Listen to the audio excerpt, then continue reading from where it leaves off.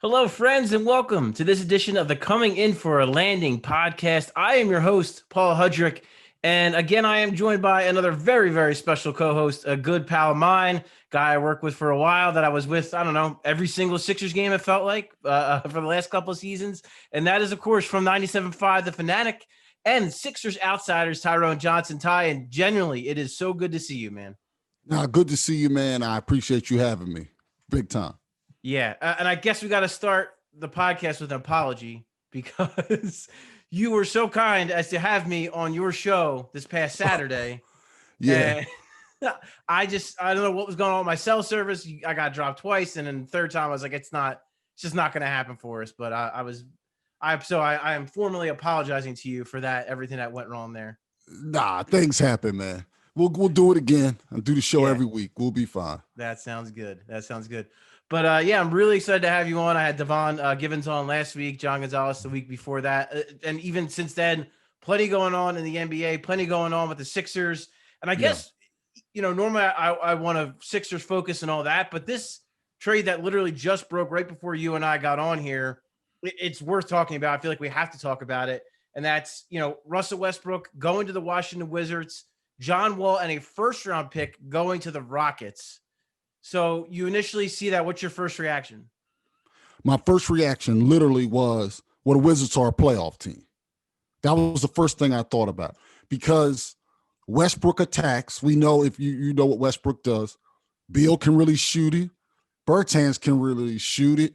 That tells me spacing will be okay. They'll be good enough to make the playoffs. So that was my very first impression was Wizards are going to make the playoffs. Yeah, I thought the same thing. I thought I was trying because, whenever you see a trade like that, you immediately think like winner or loser. And in that deal, it's like, I guess I have to give it to Washington right now for the reason you just said. I think with the roster they have, just Westbrook and Beal alone, that should be an Eastern Conference playoff team, like easily. It really should. And you make a great point with the other, they have a Davis Bertans who shoots the lights out. Rui Hachimura looked pretty good as a rookie last year. Thomas Bryant is a pretty decent player, big man. I think he might be a little bit underrated, especially offensively. They get Denny. I can't remember his last name. The kid they drafted, who I like a great deal from Israel. I think he's going to be a really good player. Not sure how he'll fit in this year, but a strong draft pick there. And for the Rockets, I mean, I guess it was just the Westbrook situation was untenable, and he really wanted out. And now I'm curious. Where does this leave the Rockets? Is it going to be now James Harden with another all-star point guard who he's going to try to play with? Or is this a precursor, you think, to James Harden being on his way out next? I think it's a precursor. It must be.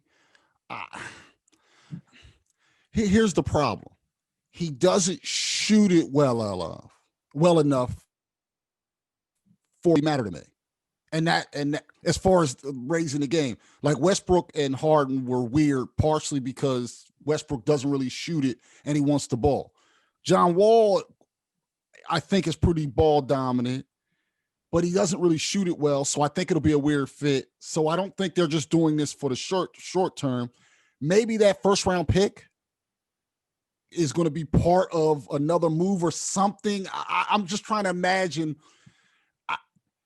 It leaves Houston just in limbo still. Yeah, I mean, I guess what you could say about John Wall, it's just so hard because none of us have seen him play basketball since 2018. Right. So it's hard to know what he's going to be, what he's going to look like. A lot of his game is predicated on his speed and his quickness. He's got an Achilles injury he's coming back from. So I don't care who you are, that's going to affect you some. He's on the wrong side of 30. So, it's all a factor. I will say that it's so hard because Westbrook's shot has just declined so much over the last couple of years. And I want to say that John Wall is actually a slightly better shooter, but I don't know that he is right now because I just don't know what he is right now. Right. I could see a scenario where they try to make it work. We all thought, oh, Chris Paul, that's not going to work with James Harden. Hey, they went pretty damn far. We all thought even with Westbrook, it really wasn't going to work, but at times it looked pretty good. Westbrook still was like an all-star level player last year with James Harden. So maybe it's I mean, let's be realistic why the trade was made. It's two disgruntled guys, right? It's Westbrook didn't want to be in Houston anymore, didn't see his fit there. And same with, and I don't know if John Wall, it was because of the trade rumors or what, but clearly he wasn't very happy either. So I think for me, off the top of my head, Washington wins the deal just because they're going to be a playoff team. But I could see theoretically a John Wall, James Harden combo working out. And I don't know. You can disagree with me if you'd like, but like the James Harden trade, I don't know if now's the time for that, because that's going to be a big trade. You still got him for a couple more years. And do you really want to do it in this like truncated all season, or would you rather let this play out, give it a year, and then maybe revisit it? Probably. By limbo, what I mean is Houston either is going to have to try to level up to try to win a title, or probably tear it down, because that's just the way their roster is built. I think they're still in that in-between phase where Harden's at his peak, and it's a great peak, by the way. A lot of Sixers fans decided that, like when the trade rumor things were out there, I don't want James Harden. Yeah, you're wrong. You do want James Harden. He's an excellent basketball player, like excellent and amazing. But at the same time, I don't know if John Wall improves them enough to where they're really in the mix. Like, because when you saw them against the Lakers last year, you saw what the difference really was. And now Covington's gone and all that stuff. So that's what I meant by limbo. They can make the playoffs. And I think that if John Wall's healthy, they'll be exciting to watch, and they can do some different stuff, because Harden's their half-court guy. Wall's the open court guy. And if he's willing to stand in the corner at times and shoot the three, something Westbrook really, really didn't want to do, even better. So I think there's stuff you could do.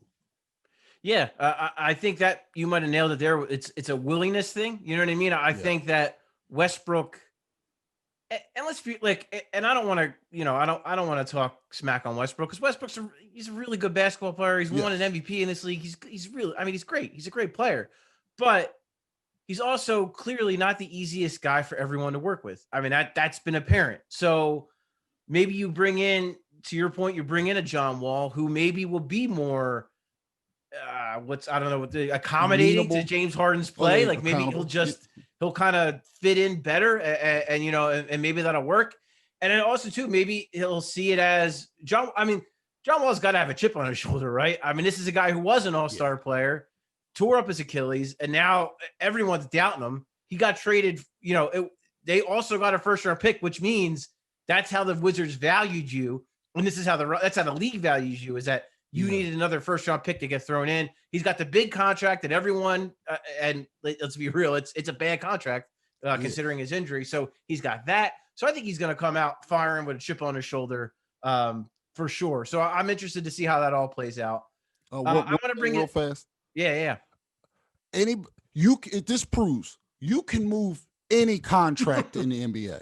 But Horford was like Exhibit A. This is Exhibit B, because you mentioned, with all things considered, that's a bad contract. And we don't know what the protections are going to be on that first round pick. But the point is, if you really want to move a contract, you can move any contract.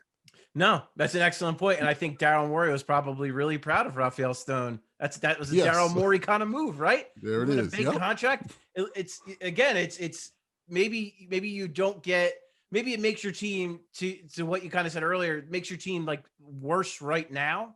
But maybe it's a move that propels them for the future, because you get that first round pick. Maybe you use it. Maybe you use it on an asset instead.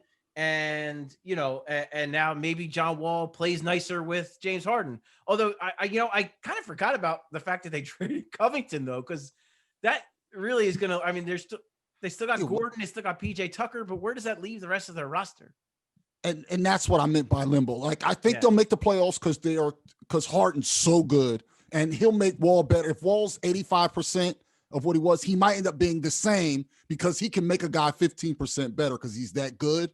But they're not contenders in my mind. That's what I meant. No, that's fair. Totally fair. It would take John Wall being the John Wall from whatever 3-4 years ago for them to catapult into a higher, and for that matter, Boogie Cousins becoming Boogie Cousins from being 4 or 5 healthy years ago. Yeah. Yeah, that's what it would take. But yeah, just to bring it all back to the Sixers, now it's one thing that I've noted. I wrote an article for 97.3 ESPN the other day, just kind of setting up training camp, some things I'm looking at.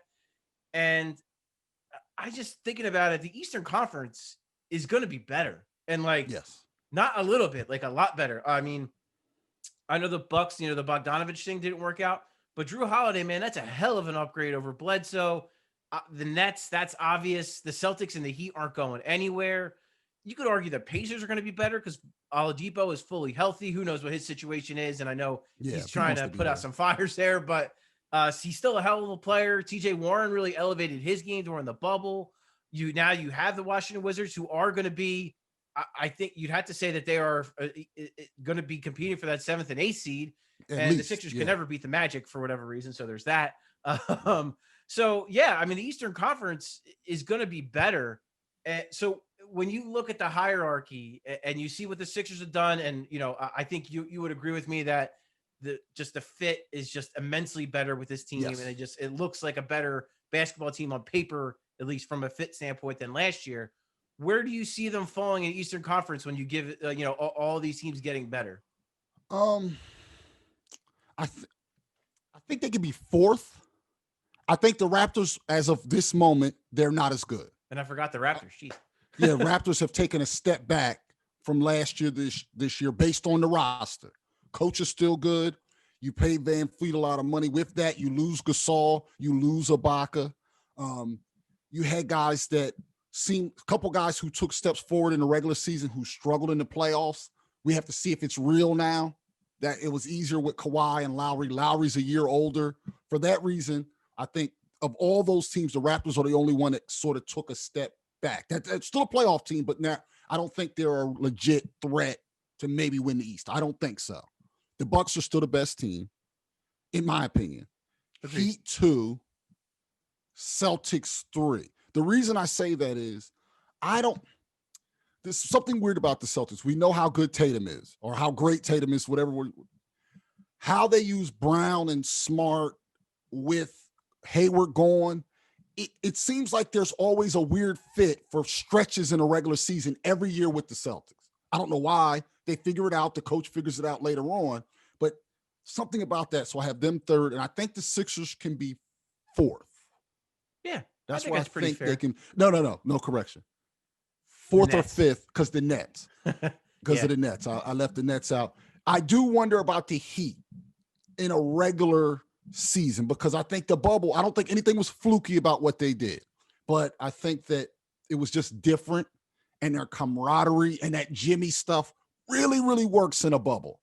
I do wonder when players have freedom in Miami and can just live their lives and they don't have to kind of be on Jimmy's time, he can be volatile. I think they actually can go to the 5th, and I can still leave the Sixers 4th, but ahead of the Heat, followed by the Raptors and then the Wizards, and go down from there. That's where and the Pacers somewhere in there.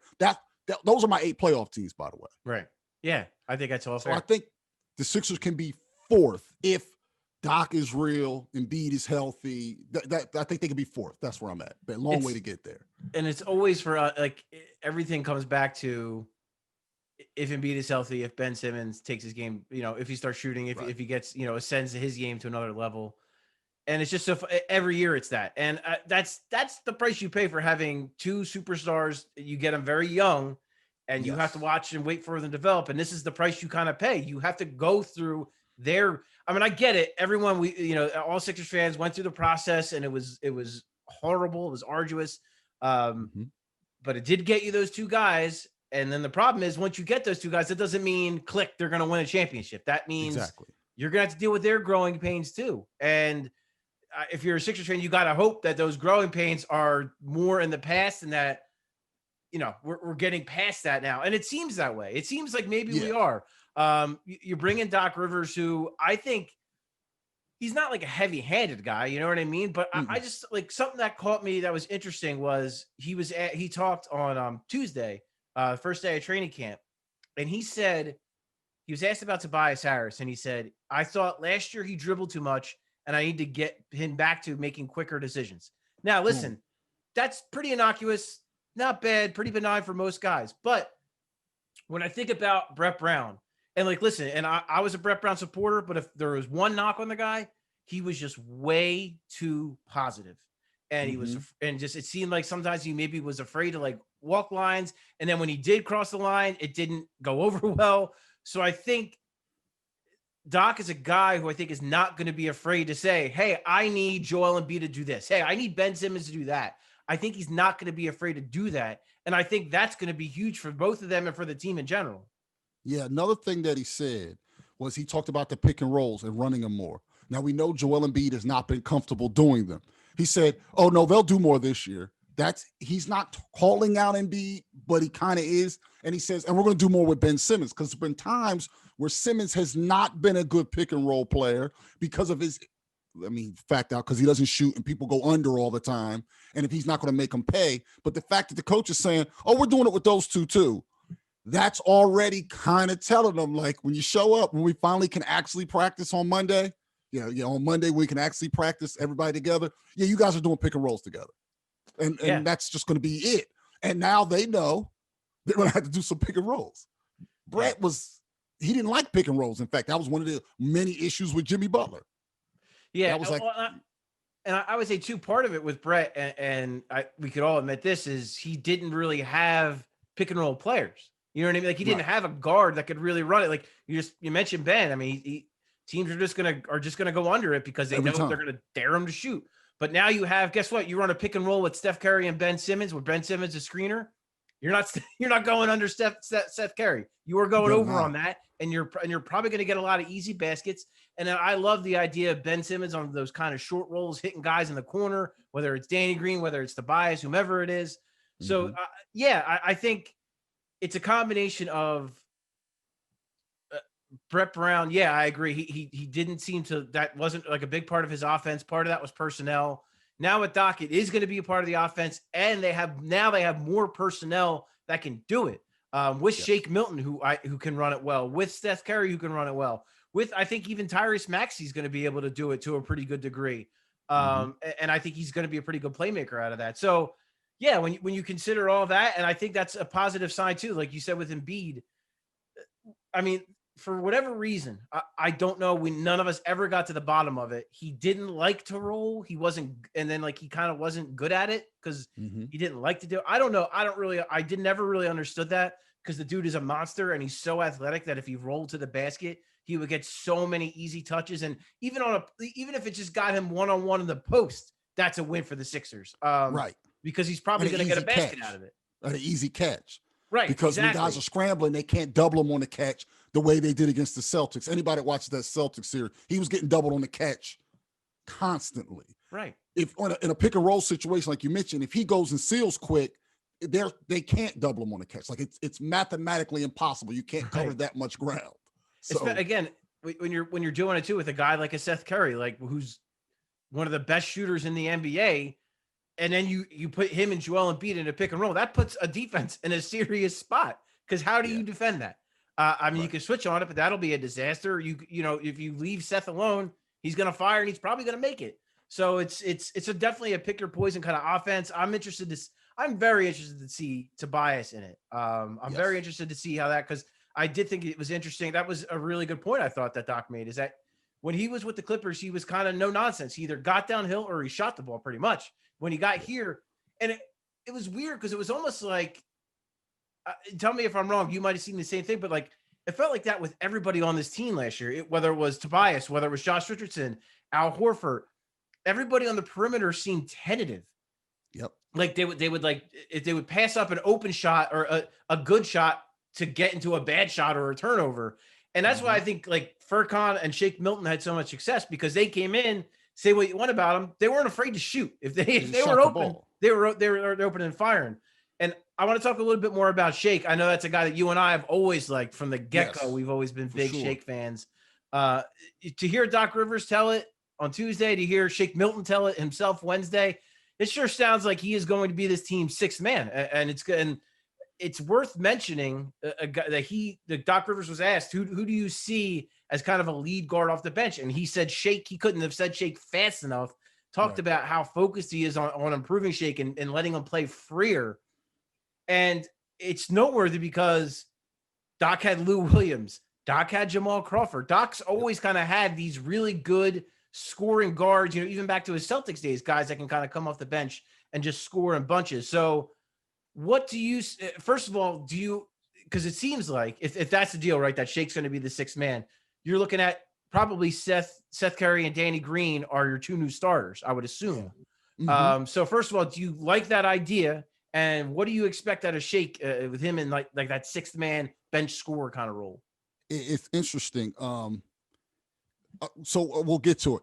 So to answer your question, to start with, I also like, to your original point, that Doc immediately said, but I need him to do more defensive things than Lou and those guys did, because those guys were so good at it. You lived with the bad defense because they were going to go get you buckets. He also, because one thing I noticed in Boston series, because it goes back to when there was real pressure on him, he was a willing shooter, like you mentioned, and I think he will still get better doing that, but he was very bad on defense, like much worse on defense than I imagine he would be when Ben Simmons wasn't out there covering up for some of the things that he had issues with. I think as long as he tightens up that end to be passable, he's going to actually flourish. And what did you think about if that's a starting five? Are you good with it? Do you want it to be that? Would you rather see maybe Shake with Danny Green, or maybe like Matisse with Seth Curry? Like what would be ideal to you? See, this was the part I thought we would get to. It depends on where Thibel's game is. I'm good with Shake being a bench guy, period, however you want to do it. I would, in a perfect world, Thibel's game would advance enough where he could start next to Curry for that defensive profile. And then I can save Danny Green because I think he got worn down last year as it went on. He's went deep in the playoffs a lot of times. And this is a short turnaround coming from the Lakers winning the title and playing all those games and already back. In a perfect world, Thibel's game would get to where you can trust him a little bit more offensively to make those shots, to where he could start and I can ease Danny Green in later. And I sort of go at that first time out, Shake, Danny Green, Dwight Howard, whatever, something like that. I know Doc's not going to do the hockey style like Brett. That was sort of unique to him, but you get the point. In a perfect world, it would be Thibault for that defense, but I don't know if his game, and we won't know probably until, I don't know when we're going to know because it's such a weird off season. If his game's not there, I'm great with Shake coming off the bench, and then I would also be great with Thibault coming off the bench. But in a perfect world, Thibault would start, in my opinion, and he'd be Bruce Bowen. But I don't know if he's ready to be Bruce Bowen. Right. Hey, and Bruce Bowen it took a little time for Bruce Bowen to be Bruce Bowen, Yeah. He bounced around a little bit. So, I'm encouraged by Matisse. I think he had a tough spot too with the bubble because he admitted to us when they came back. He couldn't play basketball. He was stuck he had a 1-bedroom apartment in Center City. Like where could he go to play? There are no gyms open around him. He wasn't allowed in the facility. A guy like Ben Simmons, he went up, he bought a house in South Jersey, I think, and bought a court for himself. Yep, he did. Joel Embiid was working out at Michael Rubin's house. It's like all these other guys kind of had these advantages, and that Matisse didn't really have that. So I am interested to see where he is shooting wise and all that. I did like the hair though. I don't know how you felt about the hair. No, I was good with the hair. It's a new identity. And I think that's good for a young guy to find themselves. I'm serious. People might think that that's like a minor thing. I think that kind of matters, that individuality, because he's always smiling or something like that. Maybe he needs a bit of an edge to take his game to that next level. I don't know. Hey, man, it's look good, feel good, play good, right? If he's looking good and he's feeling good, hopefully that leads to him playing well. I haven't really talked to you since the draft, obviously, and I was just curious. You see Tyrese Maxey as a guy, has some skills that clearly fit this team as a playmaker, as a guy who can take people off the dribble. A little concerned about his shot, obviously, below 30% of Kentucky. If you're looking at we're automatically assuming that the 5 starters are, whomever of that mix of 5 guys, then it's Shake, then it's Matisse, and then obviously Dwight Howard is going to be your backup center. It gets interesting after that, though, right? Like, do you see Maxey do you think he's going to be like the 9th guy, or do you think that, Furkan could beat him out? Do you think that Justin Anderson could beat him out? Like, do you think it's kind of like, I mean, I guess it's more fluid than anything else, right? Because we still got camp, we still got preseason. But do you think that Maxey can seriously compete for minutes early on?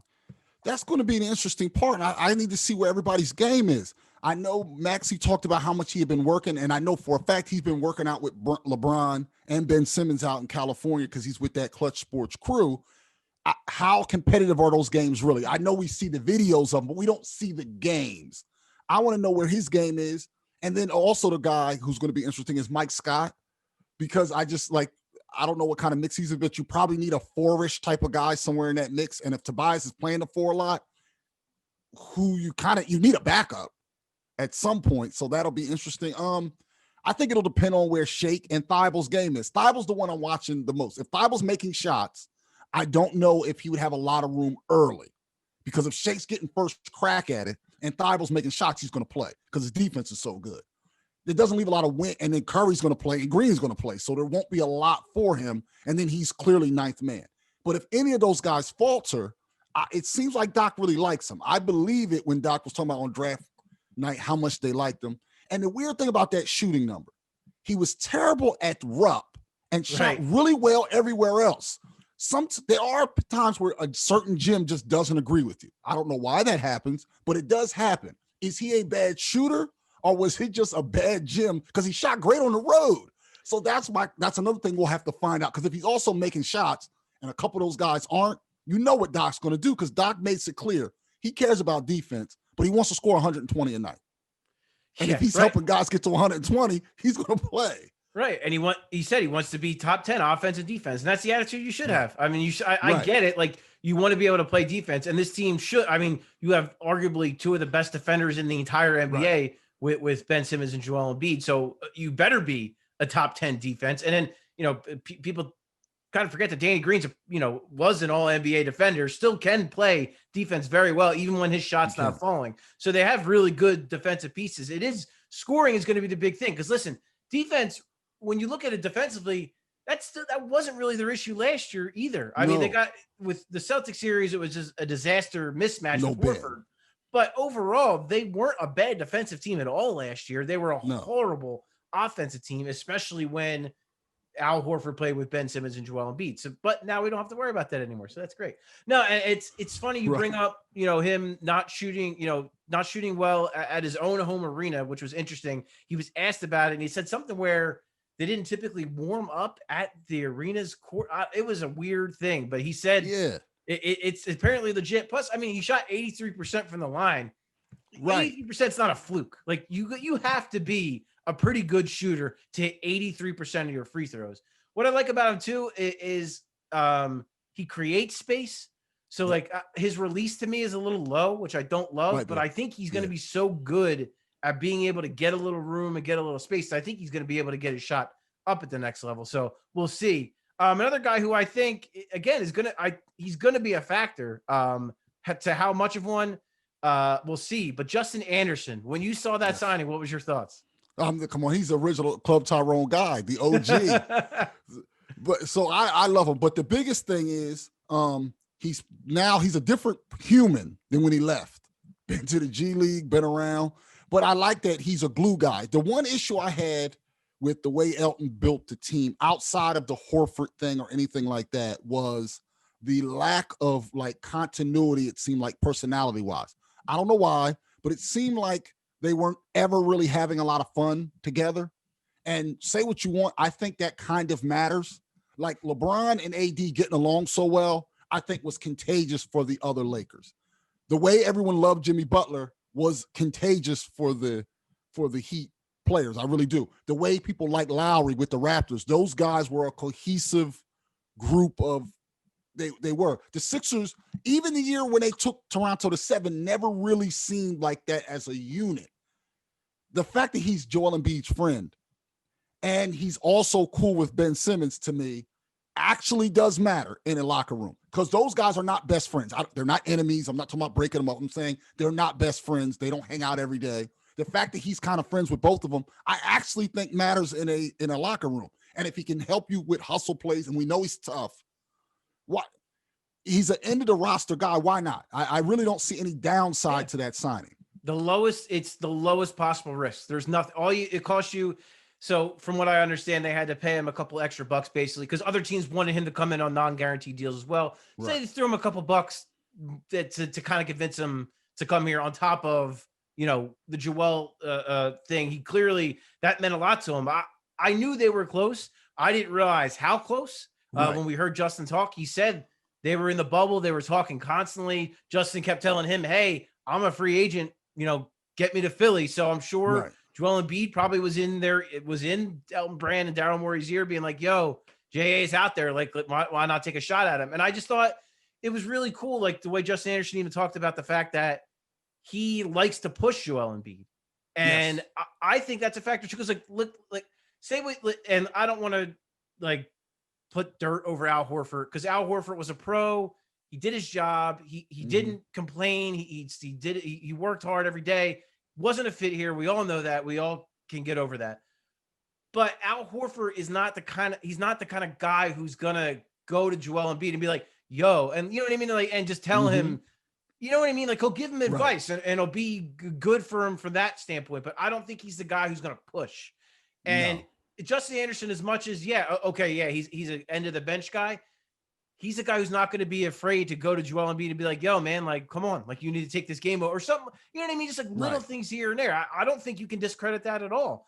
And then on the court, at worst, he's going to push Matisse Thybulle. He's going to push Shake Milton. He's going to push Tyrese Maxey because if they're not going to do the little things that need to be done, Justin Anderson will gladly do them. And like you said, too, he's physical. He is tough.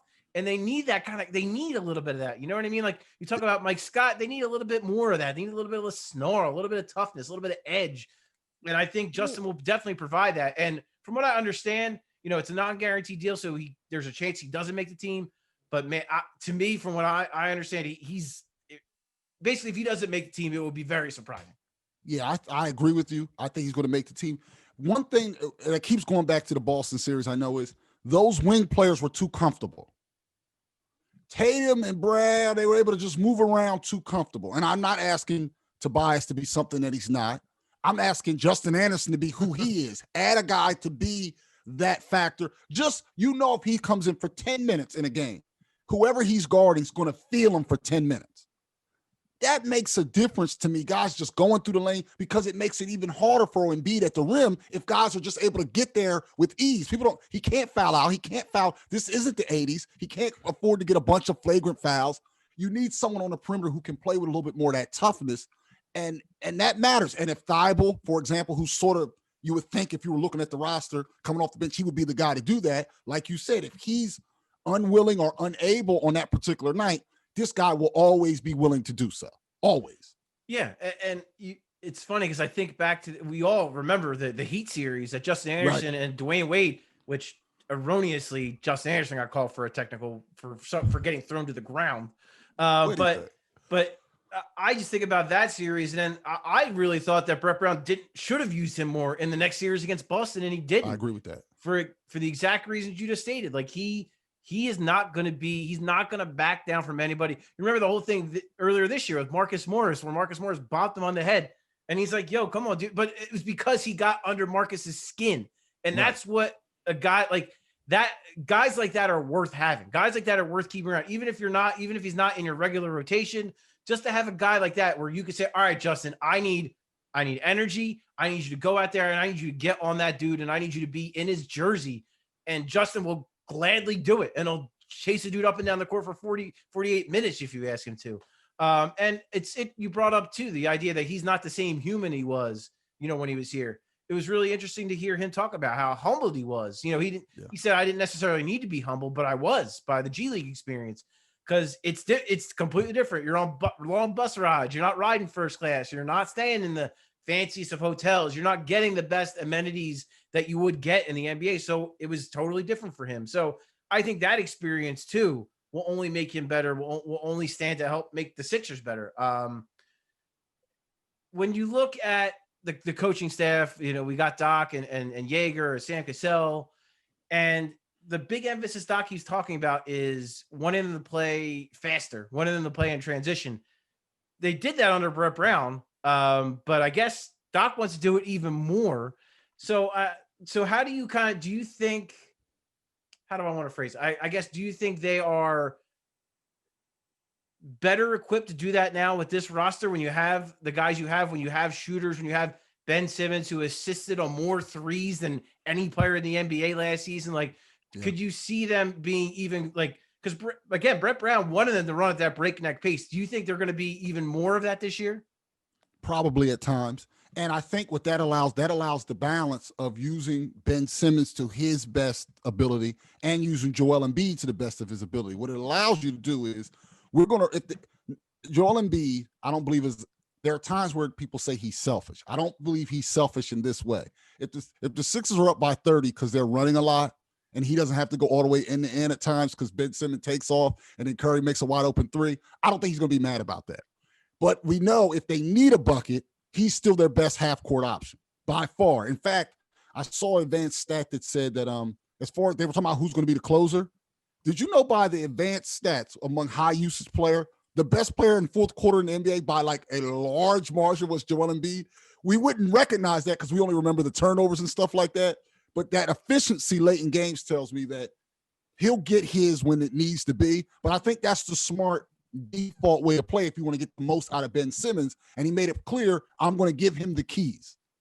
To me, that's code for let him run. That's what it says. Because he's not ever, this version of him, unless he's shooting in a way that we haven't seen yet, is never going to be the best point guard in the league in the half court. If he becomes the best point guard in the league, it'll be because of the overall game. And that includes getting out a lot in the open court.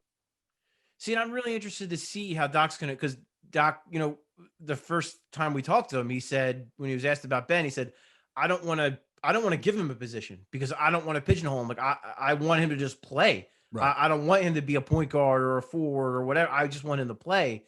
And it kind of goes, I think, because the one thing that Brett Brown, I think, got right towards the end is when he put Ben at the 4.